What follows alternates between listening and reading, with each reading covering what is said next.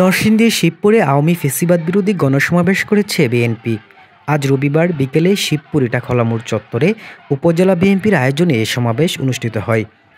সমাবেশে প্রধান অতিথি হিসেবে উপস্থিত ছিলেন উপজেলা বিএনপির সভাপতি বীর মুক্তিযোদ্ধা আবুল হারিস রিকাবদার কালামিয়া। এছাড়াও উপস্থিত ছিলেন বিএনপির জাতীয় নির্বাহী কমিটির সদস্য আকরামুল হাসান মিন্টু, উপজেলা বিএনপি ও সহযোগী সংগঠনের নেতাকর্মীরা। এ সময় বক্তারা বলেন, সারা দেশে ফ্যাসিস্ট আওয়ামী সন্ত্রাসীরা নাশকতা চালাচ্ছে। এই পরিস্থিতিতে দ্রুত সময়ের মধ্যে দোষীদের গ্রেপ্তার করে আইনের আওতায় আনার দাবি জানান তারা। আজকে আমরা জানি যে তাদের রক্তপাত বৃথা যায় নাই। আজকে মাধ্যমে হত্যা করেছে।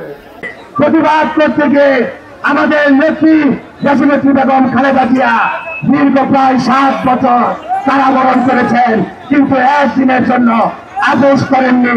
মানুষের অধিকার আদায় করেই উনি উনার বিজয় ছিনিয়ে এনেছেন। এদেশের মানুষের অধিকার প্রতিষ্ঠার লড়াই চালিয়ে গেছেন। এখন আমাদের সামনে সময় এসেছে জনগণের ভোটের সেই অধিকার প্রতিষ্ঠার যে সুযোগ সেটা নিশ্চিত করা, পাশাপাশি দুর্নীতি লুটপাটের বিরুদ্ধে অবস্থান নিয়ে ন্যায় বিচার এবং সুশাসনের একটি বাংলাদেশ প্রতিষ্ঠা করা। এই জন্য আমাদেরকে লক্ষ্য রাখতে হবে তারা জনগণের জন্য বিগত দিনে গণতন্ত্র প্রতিষ্ঠার জন্য সর্বোচ্চ ত্যাগ স্বীকার করেছে। আপনারা অবগত আছেন, বাংলাদেশ জাতীয়তাবাদী দলের বহু নেতা কর্মী খুনের শিকার হয়েছে, খুনের শিকার হয়েছে, ক্রসফায়ারের শিকার হয়েছে। আমরা বারবার কারাগারে দিয়েছি, তবু জনগণের অধিকার প্রতিষ্ঠার সেই লড়াই থেকে বিন্দু মাত্র পিছপা হয়নি। আমাদের পরিবার দুঃসহ অনিশ্চয়তা নিয়ে আমাদের অপেক্ষা করে গেছে।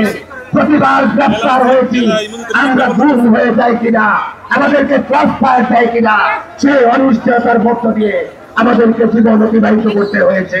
সমাবেশে স্থানীয় বিএনপি ও অঙ্গ সংগঠনের বিপুল সংখ্যক নেতাকর্মী উপস্থিত ছিলেন।